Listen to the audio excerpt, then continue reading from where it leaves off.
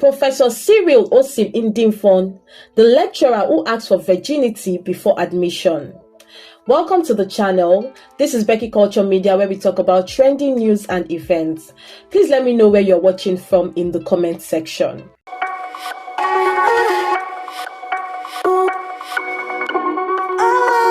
Currently trending in the media is a case of sexual harassment filed against the professor of law in the University of Calabar by name Professor Ndifon.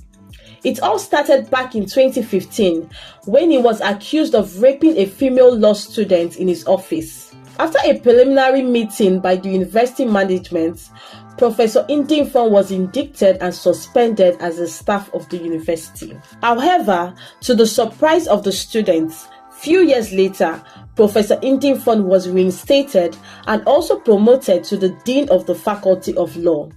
In an attempt to stop the school management from allowing Ndifon back, a letter was written to the Vice Chancellor of the school, Professor Florence Obi, querying the moral standard of the university for reinstating Ndifon, especially while still under investigation.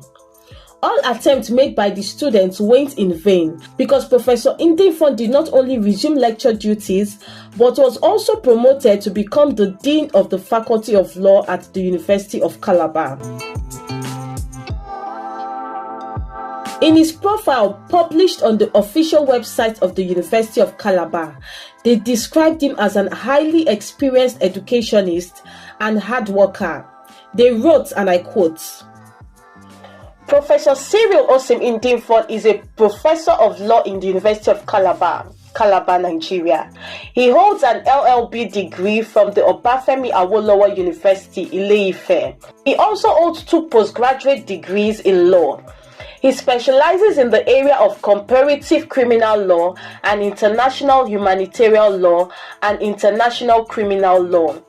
By dint of hard work, Professor Ndifon rose through the ranks to the position of a professor in the Faculty of Law in 2012. Professor Ndifon has held many positions of responsibility in the University of Calabar and beyond, including Dean, Faculty of Law, Sub-Dean, Faculty of Law, Head of Department, Chairman, Faculty of Law Graduate Board and Examinations Officer. Professor Ndifon has also served as member in various committees within the university, such as Senate Examination Malpractice Committee, Senate Examination Result Vetting Committee, Anti-Corruption and Transparency Unit and Committee of Deans. Professor Ndifon is a consummate researcher with so many academic papers published locally and internationally, and therefore has many publications to his credit. He has attended many conferences where he presented papers within and outside the country. He has also supervised many undergraduate and postgraduate students, and some of his supervisees are now professors of law. Professor Ndifon is also a member of such professional bodies as the Nigerian Bar Association, National Association of Law Teachers, International Literacy Association. Professor Ndifon's philosophy of life is hard work and enduring courage. Despite such delectable profile, one would think that all accusations and alleged sex scandals was now a thing of the past. But to the shock of many, on the 14th of August 2023, the University of Calabar was enraged as female students of the Faculty of Law went into a protest, carrying placards and parading the school premises, demanding for the removal of the Dean of the Faculty, Professor Ndifon, for allegedly sexually abusing them.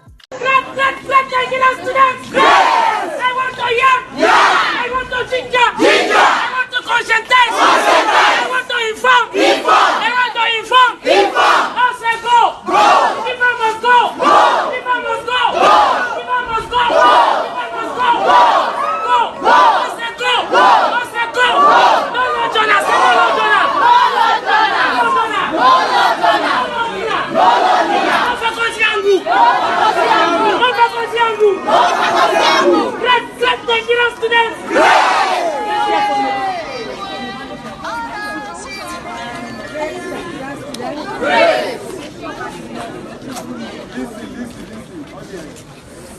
I want to first thank you for the peaceful manner you have conducted yourselves. It shows actually that you are law students who understand rules and regulations of the university. We have heard your cry, we have heard your complaints. We called 3 leaders from amongst you to come and address us. Interestingly, they came not to only address management. Not only did they parade the school, singing and carrying placards with heavy accusations against the professor, they also took to their social media handles to publicize their protests, saying that they are tired of all the messy sexual abuse they are forced to go through in the hands of Professor Ndifon. Some of the accusations raised against him, as disclosed by female students during an interview, were sex for grades, rape, sexual molestation, verbal abuse, and so on. A female student disclosed how he has attempted to kiss and caress her in his office twice, but she refused to give in. Another student explained that she had visited Professor Ndifon's office with a friend, but he asked her friend to go call someone for him, and when her friend left, Professor Ndifon locked the door, grabbed her phone and bag and dropped them on the table to be sure she wasn't recording him. He grabbed her ass and started fondling with her body.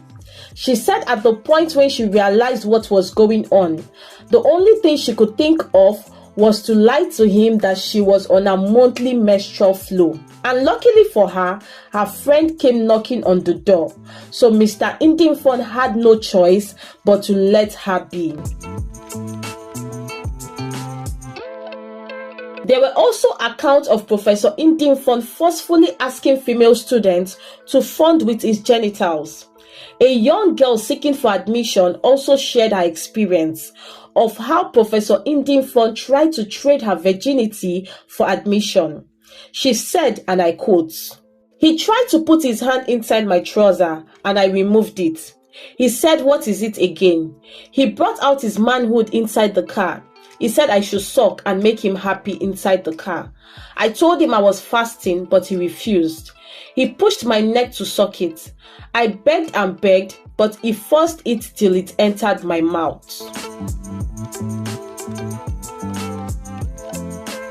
Following the protest made by the law students at the University of Calabar and the popularity and attention it got on social media, the school authority announced an immediate suspension of Professor Ndifon. It was also reported that the ICPC filed a criminal charge against Professor Ndifon.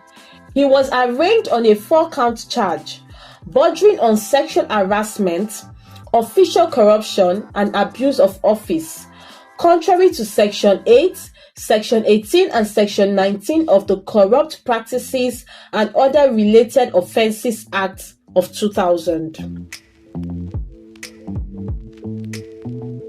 Surprisingly, Professor Ndifon kept shunning all the invitations extended to him by the police and court for questioning. On the 4th of October 2023, Professor Ndifon was arrested in Calabar. On the 8th of January 2024, a federal high court sitting in Abuja ordered that Professor Ndifon be remanded at the Kuje Correctional Center. Few days after that, he was granted a 250 million temporary bail on health grounds. Justice James Omotosho granted the bail on an application by Ndifon's counsel. Justice Omotosho said he had considered Ndifon's oral bail application and granted him a temporary bail on 250 million with a surety who must swear to an affidavit of means and deposit his or her travel passports with the court registry. The court also ordered that the bail would take effect from January 10 to January 25th, when the bail application filed by the lawyer will be heard. The matter was consequently adjourned until January 25th and January 26th for continuation of trial and hearing of bail applications. Obviously, Professor Ndifon and his lawyer had claimed that Professor Ndifon was supposed to go for a glaucoma surgery, so the bail was granted to enable him go for his surgery. Will the victims of Professor Cyril Ndifon get justice, or will this pass as one of those cases that was never heard about again? Well, stay tuned to the channel for more updates. This broadcast was brought to you by Becky Culture Media, where we talk about trending news and events.